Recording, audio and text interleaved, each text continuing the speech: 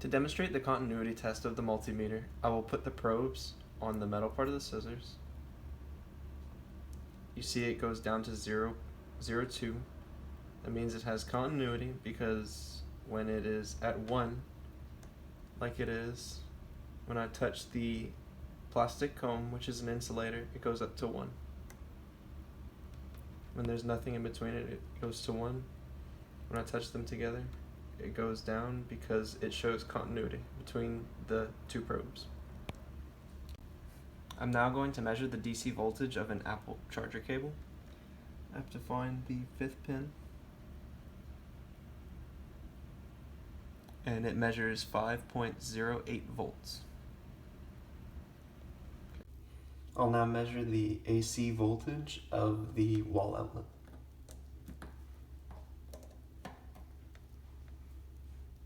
It reads approximately 122 volts. Okay, this is the voltage of the battery while the car is off. Putting the positive and negative terminals on. That is approximately 12.64 volts. Okay, this is the voltage while the car is on.